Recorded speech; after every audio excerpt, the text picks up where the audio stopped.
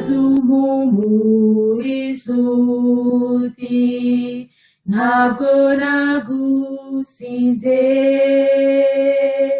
nyugurura umutima nihutire kumva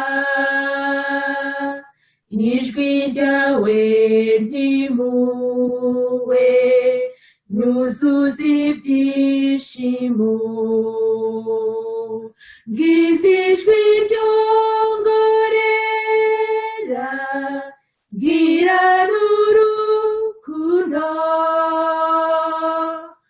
utuzanesha iteka umudendezo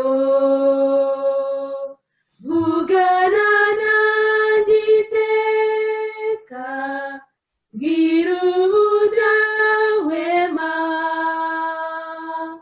reka numva ukumbwira ngo sinaguhanye. 43, versets 3 et 4, et qui dit « Car je suis l'Éternel ton Dieu, le Saint d'Israël ton sauveur. Je donne l'Égypte pour ta rançon, l'Éthiopie et Saba à ta place.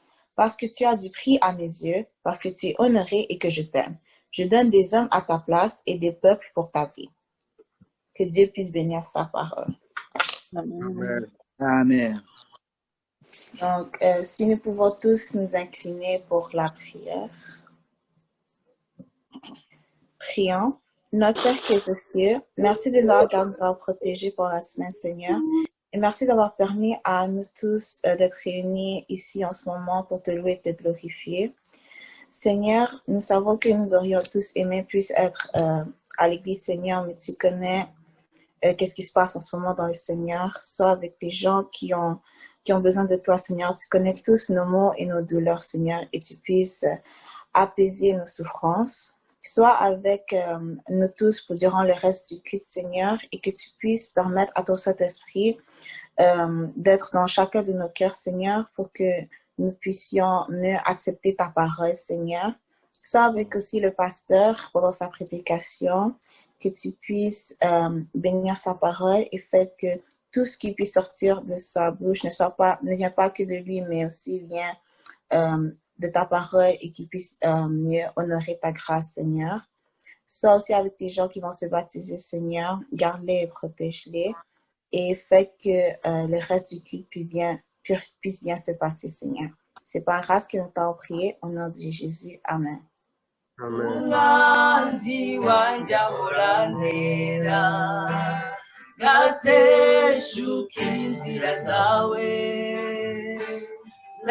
nagambirira gukora ibyiza ikanzu imbere namenye ko ngoswe n'igicu n'ingabo nyinshi zikomeye ntabwo bamfite habe na gato Yesu mbereye maso namenye ko ngoswe n'igicu n'ingabo nyinshi zikomeye ntabwo bamfite habe na gato Yesu mbereye maso ndakomeye ndashikamye ibyiringiro byanjye biri muri we ibyo yavuze niyivuguruza yavuze kwizandinda mano nijoro umwanzi wanjye ahorantera gateshuka inzira zawe nagambirira gukora ibyiza bikanzu imbere namenye ko ngoswe n'igicu n'ingabo nyinshi zikomeye ntabwo bamfite habe na gato Yesu mbereye maso namenye ko ngoswe n'igicu n'ingabo nyinshi zikomeye ntabwo bamfite habe na gato Yesu mbereye maso Yesu mbereye maso. Frère François, pour cette présentation. urakoze François kuba usobanuye cyane.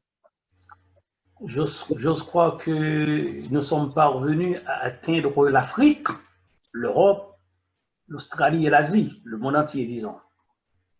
Pardon? J'espère que le programme d'aujourd'hui, notre système de Zoom atteigne le confin du monde. Je parle en l'occurrence de l'Afrique, l'Asie, l'Amérique, que sais-je.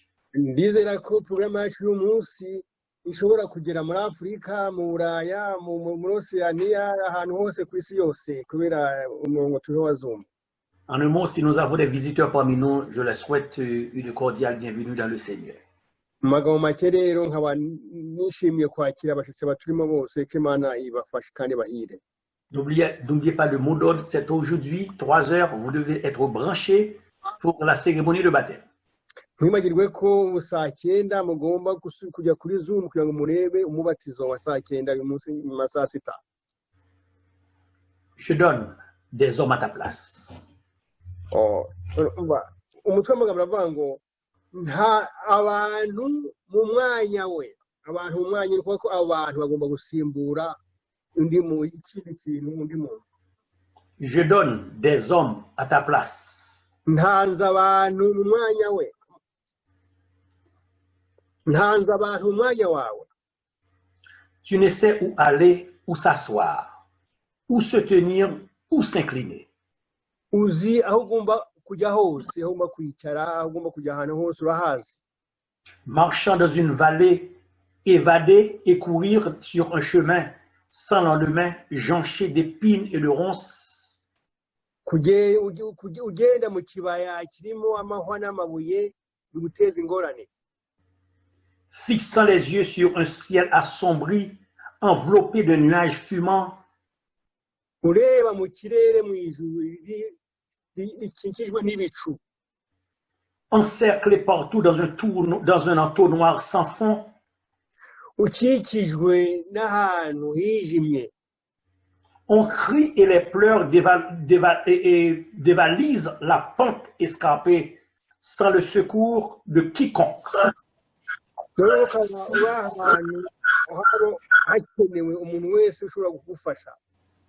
Mais une main invisible, oui invisible, m'a soutenu,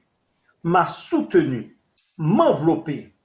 Retournant la tête, j'ai vu un tas d'ossements desséchés à ma place et une lumière brillante me conduit.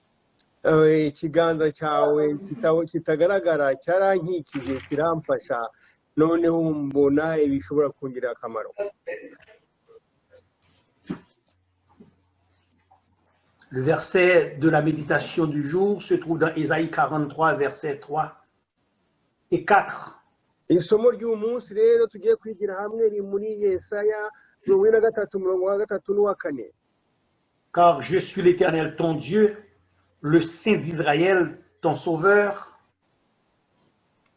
Je donne l'Égypte pour ta rançon, l'Éthiopie et Saba à ta place, parce que tu as du prix à mes yeux, parce que tu es honoré et que je t'aime, je donne des hommes à ta place et des peuples pour ta vie. Kuko ngewe ndi Uhoraho ndi Imana yanyu, je ndi umuziranenge wa Isiraheli, ndi umukiza wanyu. Natanze Misiri nk'incungu yanyu, natanze Kushi na Saba nk'ingurane yanyu. Ibyo nabitewe n'agaciro mufite, murabashywe kandi ndabakunda. Bityo ntanze abantu ingurane yanyu, ntanze amahanga ho ingwate y'ubuzima bwanyu. Notre Père, notre Dieu, nous te supplions d'être avec nous aujourd'hui. Ce midi, nous soupirons de ta présence, nous soupirons à ce que tu interviennes pour le prédicateur de ton choix qui suis un pécheur, qui est un pécheur. Que tu aies intervenir au cœur de tous et de toutes les gens qui sont branchés, qui écoutent ce sermon. Tu as un message pour chacun de nous. Que ce ne soit pas banal ce moment, que ce ne soit pas charnel, que ton esprit prenne possession de tout être, de tout cœur, que ton esprit utilise le prédicateur, que la parole parvienne à toucher les cœurs. Assiste-nous, comble-nous de joie et de bonheur, nous comptons sur toi. En Jésus, par lui et pour lui, soit gloire, honneur, magnificence, dès à présent et pour toujours. Amen. Amen. Amen. Amen. Israël abandonna l'Éternel et fut apostasié. Ubwo igihe cyarageze Isirayeli iva ku mana yabo. Par conséquent, Babylone l'a envahi sans que Dieu intervint. Ibyo rero byatumye Babuloni itera Isirayeli, Imana ntiyabatabara. La Perse, à son tour, occupa Babylone. Noneho ubwo icyo gihe noneho bahita bafata icyo gihugu. Tout ceci pour vous dire que Israël avait une double occupation. Noneho ubwo Isirayeli yafashwe n'icyo gihugu, mbese naho ifashwe kabiri. Le roi Cyrus, en prenant Babylone en captivité, a acquis le droit sur Israël qui est aussi captif. Ubwo noneho umwami Sirusi ubwo bafata abana b'Isirayeli mbese nk'abapagasi.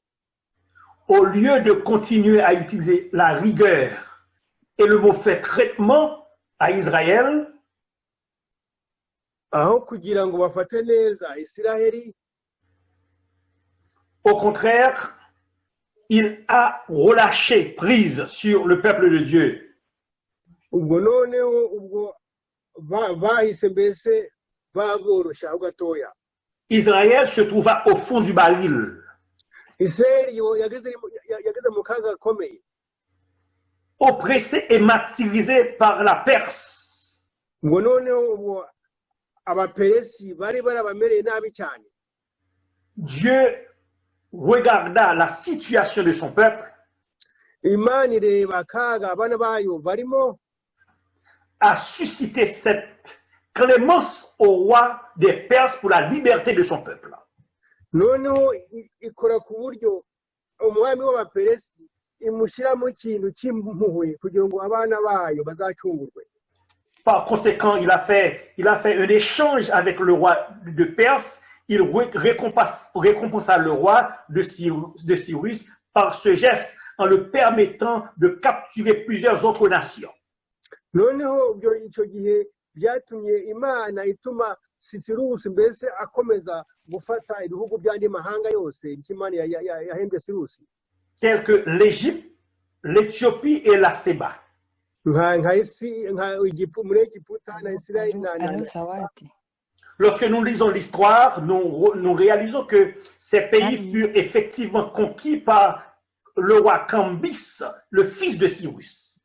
ubu nk'uko dusoma igitekerezo dusanga tubona ko ibyo bihugu ubundi byafashwe n'umwana wa Sirusi. Je donne des hommes à ta place. Ati nzatanga abantu mu mwanya wawe.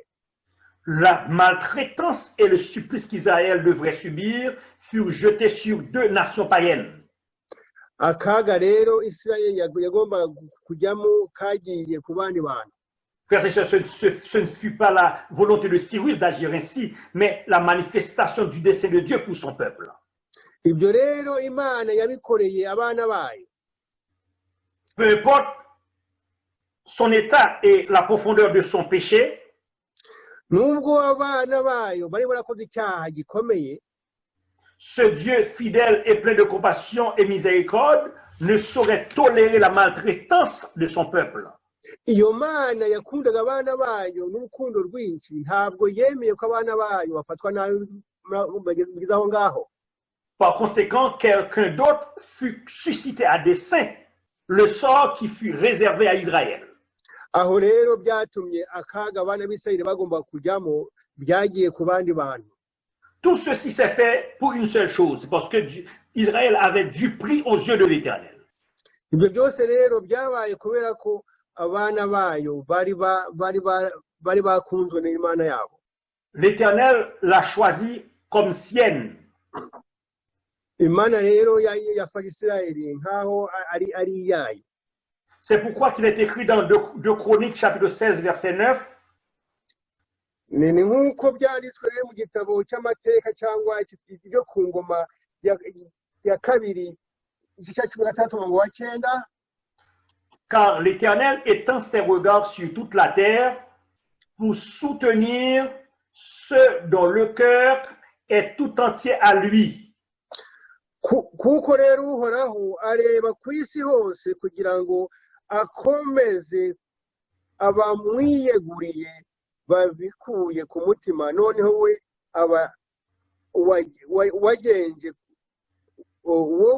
wagenje nk'umupfapfa ku bw'ibyo Uhoraho mu ntambara. Frères et sœurs, c'est pas facile de comprendre ce texte. Les théologiens, ils ont creusé. Moi, je suis en train de creuser. La question à se poser, pourquoi Dieu avait eu tant d'amour pour Israël? Iryo somo ntabwo byumvikana neza, nashakishije nshaka kureba Imana ukuntu Imana yakunze Isirayeli. Quel a été le prix qu'Israël avait eu à ses yeux? Mbese Isirayeli yatanze ikihe kiguzi? Lorsque nous étudions, nous lisons un peu approfondi, nous réalisons que c'est le prix d'une alliance faite à Abraham. Ibyo rero iyo dusomye dusanga ko byaratewe n'amasezerano Imana yaragiranye na Aburahamu. Car cette alliance devrait être respectée et aboutie, car d'elle sortirait le sauveur de l'humanité. Kuko ayo masezerano yagombaga kubaho kugira ngo azafashe mbese kugira ngo azabesheho isi yose. Jésus fut né de la tribu de Juda, et Juda était une partie d'Israël. Yesu rero yavukiye mu muryango wa Juda, kandi Juda akaba ari umwe mu muryango wa Isirayeli. Frères et sœurs et amis visiteurs, ignorer le destin de ce peuple, c'est ridiculiser tout le plan qui a été conçu pour sauver la race humaine. Mumenye ko habaye ibintu byinshi cyane biteye isoni, ariko Imana ishaka gukiza isi. Parce qu'il est écrit dans Jean chapitre 4 verset 22, le salut vient des Juifs. Nkuko byanditse muri Yohana ya 22 bavuga ko agakiza k'abayuda. Jésus a dit à la femme cananéenne qui lui demanda de l'aide pour sa fille dans Matthieu 15 verset 24, j'ai été envoyé qu'aux brebis égarées, aux brebis perdues de la maison d'Israël. Noneho dusomye muri Yohana igice cya 4 umurongo wa 22 haravuga ngo 22 haravuga ngo. En un mot, frères et sœurs, vous qui m'écoutez, nous sommes d'accord qu'Israël a été considéré comme la nation prédominante de toutes les nations de la terre pour Dieu. Tuzi ko nyine Isirayeli ari ubwoko Imana yakundaje cyane. Israël a été la prunelle de ses yeux. Imana rero yakundaga Isirayeli cyane. Lorsque nous lisons dans Psaume 17 verset 8, iyo dusomye rero muri Zaburi 17 umurongo wa 8. Psaume 17 verset 8, qu'est-ce que nous lisons? Il est écrit et il a été dit, garde-moi comme la prunelle de l'œil, protège-moi à l'ombre de tes yeux, à l'ombre de tes ailes. Haravuga ngo undinde nk'uko umuntu arinda imboni y'ijisho rye, umbundikire umpishe. Cela peut vouloir signifier tous ceux qui reconnaissent la valeur de ce Dieu, tous ceux qui ont une certaine proximité au Dieu créateur, ils sont considérés comme la prunelle de ses yeux. Nukura ko abantu bose babana n'Imana bameze nkaho ari imboni y'ijisho. La prunelle des yeux de Dieu, c'est comme le cil que nous avons au-dessus de l'œil. Ubwo rero iyo jisho ry'Imana imeze nkaho ibyo ritureba twese. Les cils sont des petits poils implantés du bord des paupières, il participe à la protection des yeux. utwo tugohe tuba ku jisho nitwo turinda ijisho. Nous sommes si importants pour Dieu, Dieu nous considère comme les cils de ses yeux. Turi abantu bafite akamaro cyane, Imana mbese idufata nkaho ari ingohe y'amaso yayo. C'est pourquoi qu'il a dit, je donne des hommes à ta place. Niyo mpamvu yavuze iti ngiye gutanga abantu umwanya wawe Israeli. Parce que tu as du prix à mes yeux. Kubera ko nagukunze. Nous sommes si importants pour Dieu. Nous valons d'une somme inimaginable pour Dieu. Dufite akamaro cyane ku Mana, dufite agaciro kenshi cyane gakomeye. Assurément, maintenant vous êtes en train de vous questionner, combien valez-vous? Alors mushobora kuba mwibaza ngo mbese mfite agaciro kangana iki? Mais combien gagnez-vous par mois? Ne ubundi mubona umushahara ungana iki buri kwezi? Quelle est la marque de votre voiture? Ubundi imodoka yawe iri bwoko ki? Dans quel quartier habitez-vous? Ubundi utuye mu kahe gace k'umujyi? Toutes ces questions sont pertinentes pour évaluer et dévaloriser quelqu'un qui est un fils ou une fille de Dieu. Ibyo bibazo byose rero bifite akamaro iyo umuntu ashaka kuha agaciro cyangwa kwiha agaciro n'Imana. J'ai entendu dire dans certains pays très avancés, on introduisait dans les présentations coutumières le salaire annuel de quelqu'un. Alors numvise bavuga mu bihugu bikize bavuga baha agaciro k'umushahara w'umwaka w'umuntu. On dit, je vous présente Léon Dupont, il vaut 500 millions de dollars. Bavuga ko ikintu avuze kingana na miliyoni 60 cy'amadolari. Il y a pas un moment, on insistait sur les titres. Hari igihe abantu kenshi bagomba bavuga cyane mu byerekeye mbese imyifatire neza. Nous avons la joie d'avoir parmi nous M. Albert Durand, docteur ès-lettres, président de l'Association des grammairiens du Québec, vice-président de ceci et secrétaire de cela. Donc, wavuze ko umugabo avuze ari umuntu wari umutegetsi w'association muri Québec birekeye ibyo bintu. Frères et sœurs, il était possible à la nature humaine de s'épanouir sans qu'il n'ait pas conscient de sa valeur. Umuntu hari ubwo akura ariko atazi neza agaciro cyangwa akamaro afite. Celui qui est persuadé qu'il ne vaut plus rien dans la vie finira par en mourir. Umuntu uzi ko ntacyo avuze nta gaciro afite azi ko azapfa n'ubundi ntacyo avuze. Il prendra des risques non calculés, il prendra des risques inutiles et il ne construira rien de bon pour la vie. Umuntu rero umuntu nk'uwo nta kintu azakora kizayimugirira akamaro. En un mot, tout être humain doit savoir qu'il a une valeur très estimable devant Dieu. Niyo mpamvu rero buri wese agomba kuba azi ko afite agaciro ku Mana. En peu de mots, c'est Dieu qui connaît notre valeur. Mu magambo make ni Imana izi agaciro kacu. Ne vous laissez jamais l'évaluation d'un homme vous démoralise. Ntimukatume abantu agaciro babaha kabatesha umutwe. Ne laissez jamais l'évaluation d'un homme atteindre votre capacité pour arriver au bout. Ntimukagiye mwibwira ko agaciro k'umuntu niko kamubeshaho kamuha ububasha bukomeye. Ne laissez jamais les critiques destructives des autres vous font croire que vous ne pouvez pas atteindre votre objectif. Ntimukagiye mwizera abantu cyangwa mwemera abantu bavuga ko ngo ntacyo mushoboye kubera ukuntu bababona. De la même manière que Dieu a dit à Israël qu'elle a du prix à ses yeux, c'est de la même manière que Dieu vous dit aujourd'hui que vous avez de la valeur, vous avez du prix à ses yeux. Niyo mpamvu rero Imana yavuye ko yakunze, Imana yavuye ngo Israeli irayikunze. Niyo mpamvu rero n'Imana ishobora kutubwira iti namwe n'abakunze nk'abana banjye. Vous avez du prix à ses yeux parce qu'il a donné des hommes à votre place. Kuko rero ngo Imana iradukunze rero ituma itanga abandi bantu incungu. Pourquoi vous n'êtes pas n'importe qui? Parce que vous êtes la prunelle des yeux de Dieu. Ntabwo muri abantu barimo bose, ahubwo muri abantu bakunzwe na Yesu kuko muri ingohe z'amaso ye. Dieu n'a pas un amour spécial uniquement pour Israël. Dieu aime tous les habitants de la terre, qui que vous soyez noir, que vous soyez blanc, peu importe votre niveau. umuntu wese rero kuri iyi si uwo ari we wese imana imuha agaciro kuko abantu bose imana ibakunda. Ceci est justifié dans Jean 3, verset 16.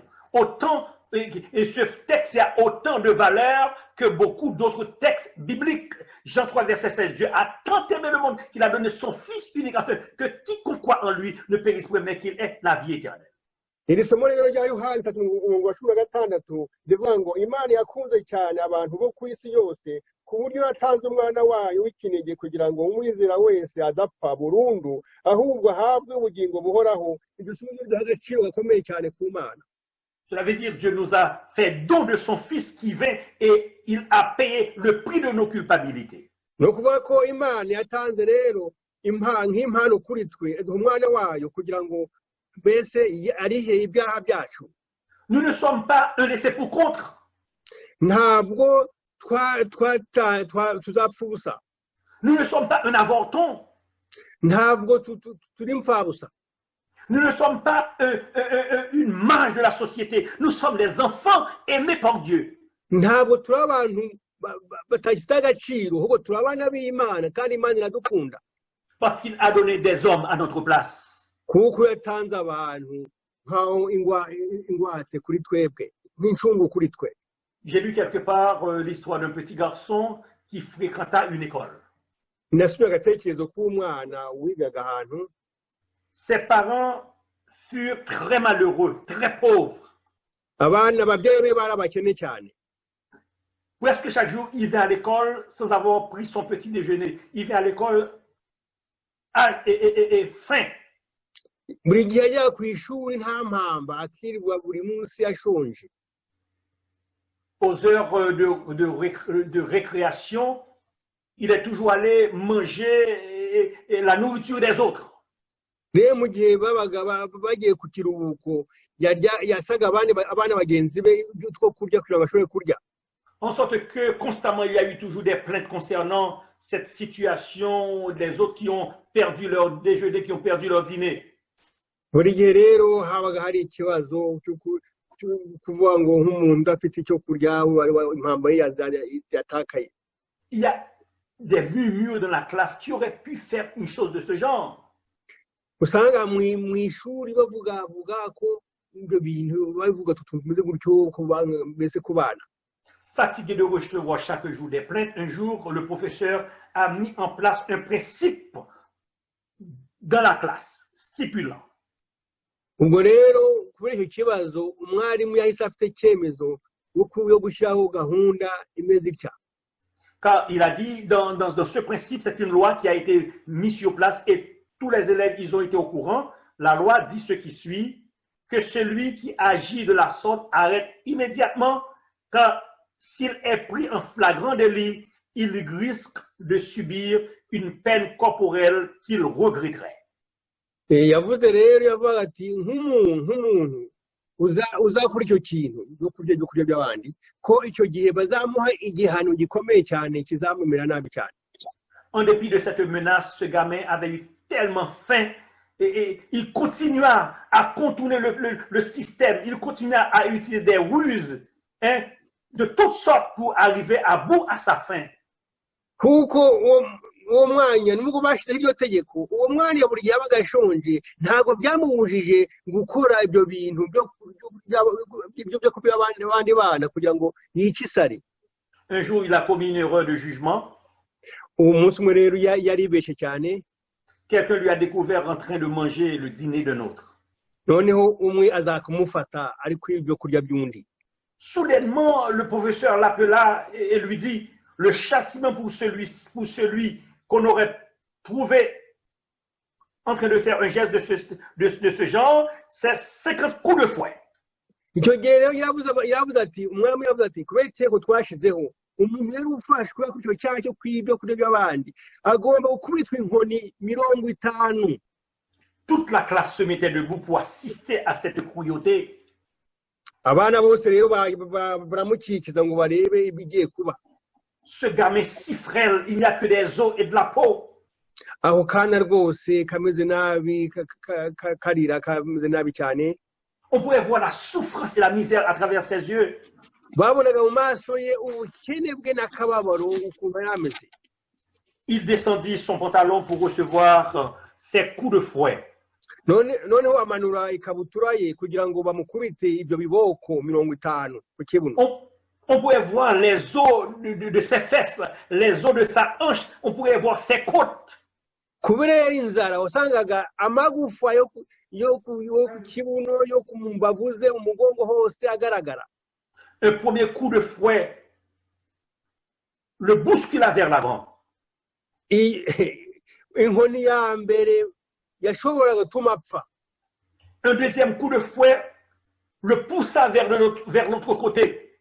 Inkoni ya mbere bamukubise yamukubise ruhande rwo hirya n'indi ya kabiri mukubise ku rundi ruhande. Car son corps si meurtri par la misère et malnutrition ne pourrait pas contenir la force, la puissance et la rigueur de ces coups de fouet. Umwana rero kubera inzara ataryaga neza ntabwo ashobora mbese kwihanganira izo nkoni zimeze zityo. Quelque temps après, il y avait un jeune dans la classe, il était plus costaud. Nyuma yaho rero haje kuba undi mwana muri yo classe wari udafite imbaraga cyane. Il est allé vers le professeur pour lui dire, je sais, professeur, que la loi est dure, mais c'est la loi. Noneho nyuma asanga uwo mwarimu baramubwira ati mva iryo teko rirakomeye nubwo ari teko bwose. Remarquant cette brutalité inacceptable, il a dit au professeur, je suis prêt à prendre sa place.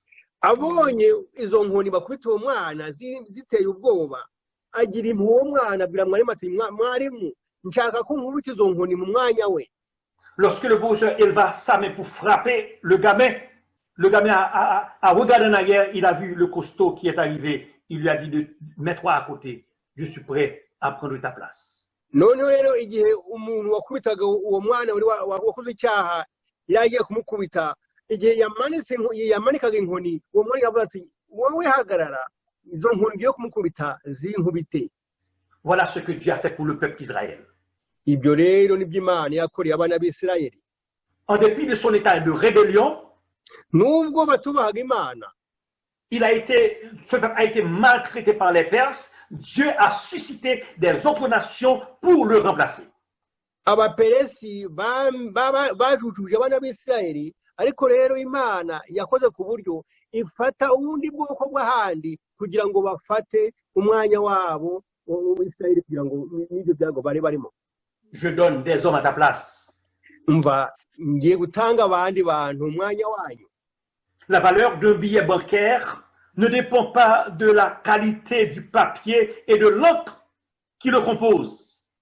Agaciro k'amafaranga, amafaranga y'inoti ntabwo afite agaciro k'urupapuro mbese na wino bikoze. Mais de l'autorité qui l'a conçu et la somme qui y est imprimée. Ariko abategetsi amategeko yakoze iyo noti n'agaciro iyo noti ifite. Les faussaires peuvent en fabriquer aussi, mais ces billets perdront de leur valeur le jour où ils seront découverts d'être faux.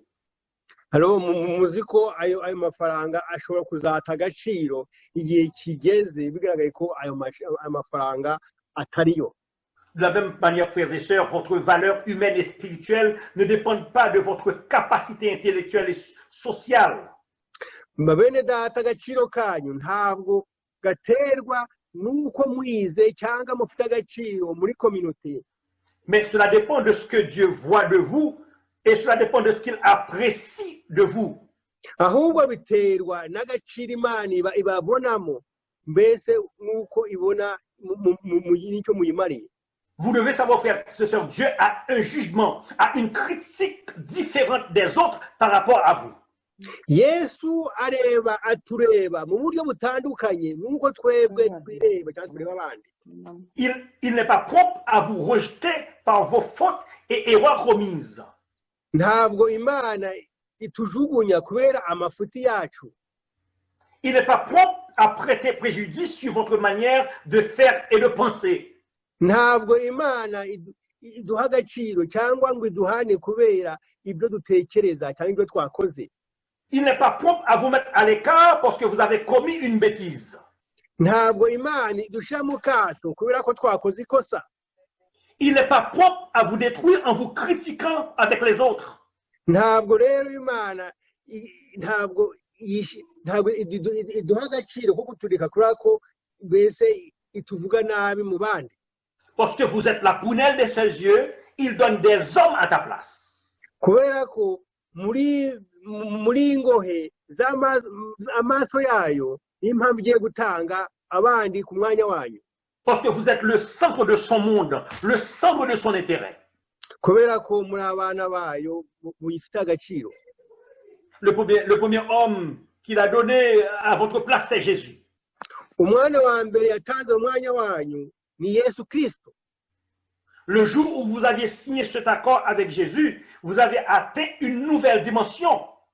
igihe rero mwasinye kontra ya Yesu, icyo byatumye mugira ku rundi rwego rukomeye. Le jour où vous acceptez de marcher avec Jésus à travers les eaux du baptême, vous êtes dûment, il est dûment responsable de vous protéger. igihe rero mwiyemeje kubatizwa kugira ngo mugere na Yesu, icyo kintu mwakoze ni icyo kugira ngo mbese kibafashe kibaproteje mu buzima bwanyu. C'est pas moi qui l'ai dit, le psalmiste David l'a vécu lorsqu'il a dit dans Psaume 91, verset 10-11, aucun malheur ne t'arrivera, aucun fléau n'approchera de ta tente, car il ordonnera à ses anges de te protéger dans toutes tes voies. ntabwo nijye ubivuze byabwiwe umwami Dawidi muri Zaburi mu 9 umurongo wa 11 havuga ngo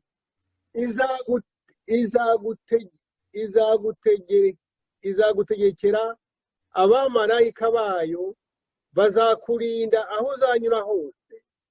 Parce qu'il donne des hommes à ta place. kubera ko imana itanze abantu nk'incungu kuri wowe. Le verbe ordonné en hébreu d'après Psaume 91, c'est ça va. Ça va. Ça, c'est le verbe ordonné. Ça va, signifiant mettre en charge sur, commander à, donner une charge à. C'est Psaume combien? Non, j'ai dit que le verbe ordonné, ici dans Psaume 91, verset 10-11, il ordonna aux anges de te protéger. Le verbe ordonné, en hébreu, c'est sadva, T-S-A-V-A-H, sadva, signifiant mettre en charge sur, commander à, donner une charge à. iryo jambo avuze rero avuga ko mbese Yesu yategetse kugira ngo mbese Imana igufashe mbese ikurinde. En sorte que, frères et sœurs, le roi Cyrus, dans Ésaïe 53, a été commandé, il a reçu de l'ordre de l'Éternel pour libérer le peuple de Dieu en le remplaçant par d'autres nations. niyo mpamvu rero muri Ezayi hariya umwami yateze Sirusi gukora ku buryo afata abandi bantu b'ahandi kugira ngo basimbure abana b'Isirayeli. Vous n'êtes pas au courant combien de vies qui ont été données pour vous. muzi ko Imana mbese yatanze ikindi kintu ku ncungu yacu. Vous n'êtes pas au courant lorsque vous êtes parfois dans des situations difficiles et louches, comment que Dieu intervient sans que vous ne le sachiez afin de vous délivrer. Parfois, il y a des gens qui meurent à votre place. ntabwo muzi ko Imana ikora igihe ibona ko turi mu bibazo, hari igihe kigera abantu bagapfa mu mwanya wacu. Il a été rapporté l'histoire d'un homme. Vous savez qu'en Haïti, il y a beaucoup de kidnappeurs. Il y a des gens qui kidnappent des gens. Un frère qui a été kidnappé. Muzagira igitekerezo cyo muri Haiti rero ukuntu abantu biba abantu uko bigenda. Ces kidnappeurs, habituellement, ils s'installent dans des endroits très reculés de la capitale, loin de la vie sociale. Abo bantu rero biba abantu muri Haiti bajya hirya kure y'umujyi, mbese ahantu hadatuwe n'abantu. Ils sont allés dans ces endroits reculés. C'est une forêt dense. Et lorsque vous êtes là, vous êtes perdu, coupé au reste du pays. C'est là que ce frère s'est trouvé au milieu de beaucoup de brigands, de kidnappeurs.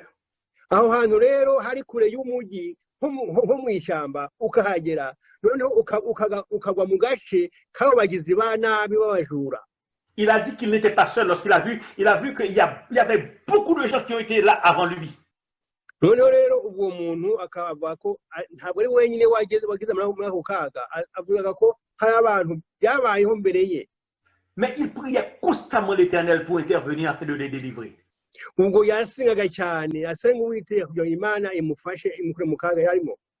Chaque jour, il a vu des exécutions sur exécutions. Il a vu des choses très dures devant lui.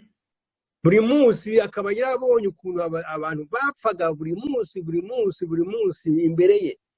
Le système établi lorsqu'on appelle la famille et des kidnappés, si la famille n'a pas d'argent ou bien la famille donne une fausse promesse, on élimine cette personne immédiatement. kuko abantu babaga bafasha abantu rero bahamagaraga abantu imiryango y'abo bantu kugira ngo batange amafaranga kugira ngo barekure. igihe rero ntacyo batanga cyo kugira ngo bakurekure barakwicaga.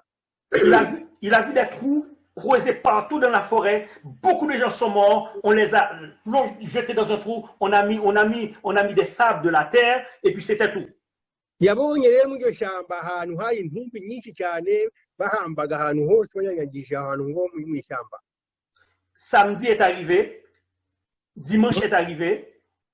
hari umunsi wo ku cyumweru. Son nom a été placé sur une liste dimanche pour être exécuté. ubwo rero bashize izina rye ku rutonde rw'amazina bagombaga gupfa ku munsi w'icyumweru. C'était tout un groupe dont leurs noms ont été placés sur cette liste d'exécution.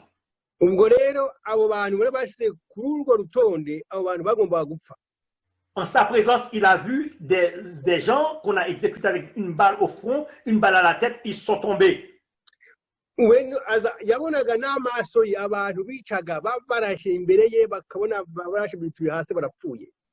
Lorsqu'on arrivait sur lui, le deuxième chef a dit, le plus grand chef, celui-là, il ne faut pas l'exécuter aujourd'hui. Aujourd'hui, c'est dimanche. Les banques sont fermées et la vie, c'est au ralenti. Demain matin, nous allons appeler ses parents. Si les parents disent non, nous allons l'exécuter. Celui-là attend pour demain. we rero agezweho bashaka kumwica, ubwo shefu w'abo bantu yaje ati umuntu mwe mumuretse ni ku cyumweru, amabanki arafunze, ejo kuwa mbere tuzongera duhamagare tubaze abantu be niba bashobora gutanga amafaranga kugira ngo tumureke. Le deuxième chef a dit au premier chef de ne pas l'exécuter. Cet homme, laisse-le pour demain. ubwo rero umushefu wa kabiri abwiye ati mwe muretse kumwica muzamwica ejo. À travers cette intervention, il y avait eu une tension entre les deux chefs, tandis que les subalternes, les petits brigands sont là, ils regardent. kubera rero ukuntu abo bagabo b'abashefu bombi bavuze icyo kintu, ubu noneho abantu babicanye bari kumwe nabo, haba ikintu kimeze nk'aho mbese hari conflit. Cet homme, avec ses yeux bandés, il a entendu des grandes discussions entre ces deux hommes qui s'affrontent. uwo mugabo kuko yapfutse amaso yumvaga ukuntu abo bagabo bombi bavuga ku kibazo cye. Il a entendu une balle partie. Le premier plus grand chef, il a voulu imposer sa chefferie. Il est entré de prendre son arme pour tirer le deuxième. Le deuxième était beaucoup plus rapide que lui. Le deuxième lui a donné une balle à la tête et il est tombé. Il s'est effondré et il est mort immédiatement. yumvise rero ukuntu abantu bashwanaga kubera we, none umwe muri bo ashaka kwica mugenzi we kuko niwe barwaniraga. yumva isasu riragiye, iryo sasu rero ryishe umwe muri abo bagabo bombi, yumva yituye hasi arapfuye. C'était la panique généralisée. hari hateye ubwoba cyane, abantu bose bahiye ubwoba. Parce qu'il y avait eu beaucoup d'argent stocké quelque part. Tous les brigands se sont plongés dans une chambre pour prendre de l'argent. On tirait partout. La panique généralisée. kubera ko rero abantu hari amafaranga menshi, kubera ko nyine abantu bose bari bagize ubwoba bwinshi cyane, abantu bose barasandagurika bashaka kujya gusahura amafaranga biba barabisanga ngaho hose, nyine abantu bose bafite ubwoba. Pendant tout ce temps, il a été placé sur la surveillance de quelqu'un, un brigand. Le brigand a enlevé son bandeau. Il a dit au brigand, mais qu'est-ce qu'on doit faire? Le brigand a dit, mon cher, il faut te débrouiller pour partir. noneho rero muri ako kaduruvayo umwicanyi umwe bari bamuhaye ngo amurinde, amukuraho igitambaro akimukuyeho abaza umugabo ati se tugiye gukora iki umugabo arabwira ati wowe ubu ni umwanya tugomba guhungwa tukagenda. Non seulement le grand chef a été tué, mais c'était divisé entre deux parce qu'il y a certains qui ont été avec le grand chef et l'autre avec le deuxième. Ils étaient en train de s'entretuer, sans partout, des cadavres partout. Mais cet homme-là, il a vu s'enfuir. Il a vu quelques autres aux alentours de lui. Il leur avait dit, allons ensemble. Il courait quelque part. Murabona rero ako kaduruvayo katewe ko abo batware b'abajura umwe yamaze kwicwa na mugenzi we noneho amagurupe yabo arashwana aratikurana ku buryo haba akaduruvayo abantu bicana impande zose noneho abantu noneho uwo muhungu akizwa mbese n'urw'amaguru bariruka. En courant pour aller nulle part parce qu'il était perdu dans cette forêt, il a vu une pick-up quelque part blanche toute neuve et le chauffeur lui a dit venez. Ils sont tous rentrés dans cette pick-up. Ubwo rero bagiye biruka mu shyamba nta hantu bari bazi bagenda bataza hazi none nyuma baza kubona akamodoka k'umweru kaje bagahagarika bati hagarara abantu bose bajya mu kamodoka kari kaje bakuzuramo. Le chauffeur les a conduits hors du danger, les a amenés juste bien loin, très loin, sur le bord de la rue. Le chauffeur leur a donné de l'argent en leur disant, je vous donne de l'argent, prenez un camion pour retourner en Haïti, pour retourner à Port-au-Prince. Umushoferi rero watwaye yabakuye mu kaga arabajyana mbese ahageze ahantu hatuwe noneho abakura batumva mugeze ahangaha ndabakijije noneho abaha amafaranga bagomba gutereza kugira ngo basubire iwabo. Voulant sauver cet homme, le Seigneur a suscité une bagarre. Le plus grand chef est mort, d'autres sont morts, et cet homme, sa vie a été épargnée. Mabona rero ako kaduruvayo ni Imana yagateje kugira ngo akize uwo muntu. Bishe umushefu wabo, amagurupe yose bashwanyagurana, baricana bararimbagurana kugira ngo akize uwo muntu wagomba. Dieu donne des hommes à ta place. Ntanze rero abandi bantu umwanya wawe. Lorsque vous faites une application dans un travail, on vous appelle, c'est pas parce que votre CV est meilleur que les autres, mais Dieu a suscité un moyen à ce que le patron vous choisisse. Et vous êtes bien installé, Dieu donne des hommes à ta place. Iyo rero usabye akazi wanse CV yawe iyo baguhamagaye kugira ngo bamumentereze ntabwo ari uko CV yawe iruta izindi ahubwo ni umupangu w'Imana bishaka kugukiza ubwo Imana ibitanze abantu bandi b'incungu kuri wowe. Au mois de mars, avril et mai, des gens tombent comme des mouches à Montréal par la COVID et vous êtes encore en vie aujourd'hui parce qu'il négociait avec la mort en donnant quelqu'un d'autre à votre place, Israël. Dieu donne des hommes à ta place. Muzi ko rero hano muri Montreal mu kwezi kwa 3 n'ukwa 4 abantu bishwe na virusi ari benshi. Kwero dufite amahirwe kuba tukiriho. Imana rero ikaba yaratanze abantu bandi nk'incungu kugira ngo badusimbure. Pour certains d'entre vous, Dieu a placé une muraille de protection autour de votre maison pour empêcher au virus de pénétrer, tandis que d'autres n'ont pas eu cette protection parce que Dieu donne des ordres à ta place, Israël. Abantu banchi rero twarizwe n'Imana ishiru urukuta ku mazu yacu kugira ngo iyo virusi tujeho kuko Imana yatanze abantu bese hingwate ku mwanya wacu. Détrompez-vous, ce ne sont pas des médicaments naturels. Détrompez-vous, ce n'est pas une fréquentation, une belle fréquentation qui vous a gardé en vie. Détrompez-vous, ce n'est pas un système immunitaire hors pair qui vous a préservé contre la COVID, mais c'est l'effet de la grâce de Dieu. Dieu donne des hommes à ta place. Ntimwibwire ko tudapfa kubera ko twifata neza biriya byo kugenda twinda ibyo batubwira kugira ngo bya distanciation cyangwa gukaraba ibintu byose cyangwa wenda kuba dufite mbese mu mubiri wacu iby'urukingo mu mubiri wacu ntabwo ariyo mpamvu ahubwo ni uko Imana itwikiriza igatanga abandi bantu bakagenda ku mwanya wacu. Vous réussissez l'examen et vous êtes admis, c'est pas parce que vous êtes plus intelligent, plus brillant que les autres. C'est parce que Dieu donne des hommes à ta place. Iyo ukoze ikizamini ukagitsinda ntabwo ari uko umuhanga kuruta abandi ahubwo ni uko Imana ifata abantu bakagenda bagatsindwa mu cyimbo cyawe wowe ukavamo wemye. Vous venez dans ce pays, l'officier d'immigration a une liste de personnes qu'il faut choisir pour cette année. Vous venez dans ce pays et il y a des gens qui auraient aimé avoir votre place. Lorsque vous vous établissez dans ce pays, vous avez reçu un bon travail, une belle maison, une belle voiture, tandis qu'il y a des autres dans votre pays qui souffrent, qui auraient aimé avoir votre position pour vivre comme il se doit. Dieu donne des hommes à ta place, Israël. iyo ugeze hano rero muri migirasiyo amadosiye y'abantu benshi ubona idosiye yawe bakayihitamo atari uko uri umuntu mwiza kuruta abandi ukabona ubonye akazi inzu nziza imodoka nziza ugasanga abantu benshi iwanyu mu bihugu byose bashaka kubona umwanya wawe ntabwo ari uko uri umuntu mwiza ahubwo ni uko wowe imana igufasha ikakumira neza dosiye ikagenda kuko imana yatanze abandi bantu nk'incungu kubera ko igukunda. Aujourd'hui, nous pouvons marcher sans avoir une bombe d'oxygène pour respirer. Aujourd'hui, nous pouvons nous réveiller pour dire bonjour. Aujourd'hui, nous pouvons rester à la maison. Nous ne sommes pas à l'hôpital. Il y a des gens qui souffrent. Il y a des gens qui ne jouissent pas le privilège que nous jouissons aujourd'hui. Dieu donne des hommes à ta place, Israël. Uyu munsi turahumeka umwuka mwiza tumeze neza dufite ubugingo dufite ubuzima kuko imana yatanze abandi bantu nk'incungu umwanya wawe. Dieu donne des hommes à ta place parce que tu as du prix à ses yeux. Imana yatanze abantu umwanya wawe kuko imana yagukunze. Quand les hommes disent que vous n'êtes rien, quand vous êtes marginalisé dans cette société, quand à l'église vous ne pouvez pas atteindre un certain niveau parce qu'on vous regarde par rapport à votre langage, par rapport à la manière dont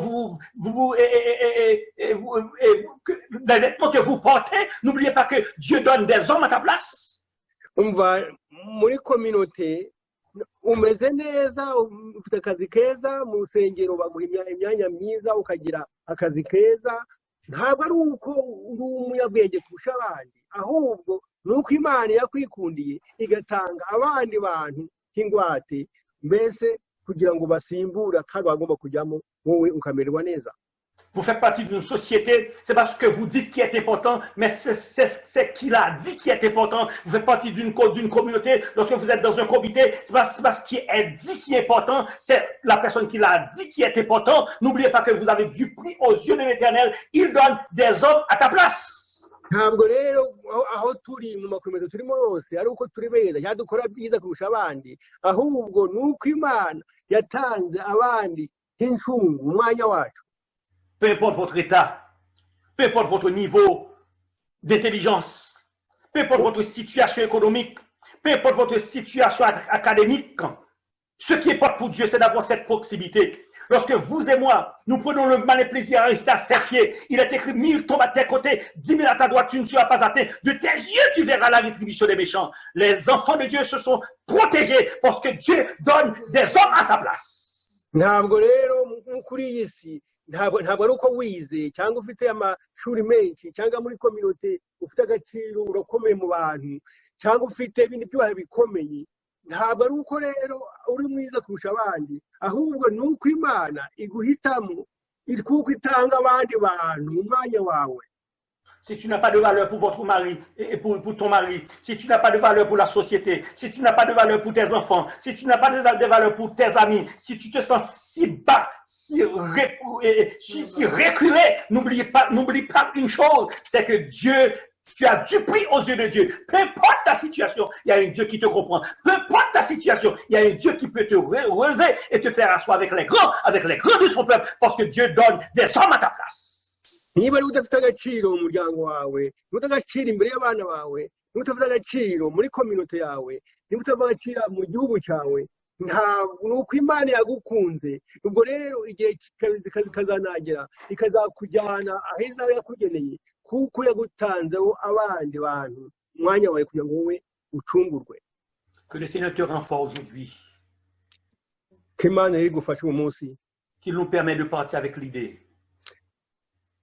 None idufashe kugira ngo dushobore kumva ko si nous avons une bonne santé, nous avons la vie, c'est pas parce que nous sommes assez intelligents, c'est pas parce que nous prenons des médicaments, c'est parce qu'il y a les yeux de l'Éternel qui sont sur ce dont le cœur est tout entier à lui. Nous sommes importants pour Dieu, il nous protège, il donne des hommes à notre place. Niba rero dufite ubuzima bwiza ntabwo ari uko dufite imbaraga cyangwa tunywa imiti ihagije ntabwo rero ntabwo ari uko ufite mbese umubiri mwiza ukomeye ahubwo Nkanzemo. yadukunze ikaba yatanze abandi bantu umwanya wacu Que le Seigneur, nkanze bimwe mu byo. que le Seigneur vous bénisse. ko imana rero ibahiriye umunsi Amen.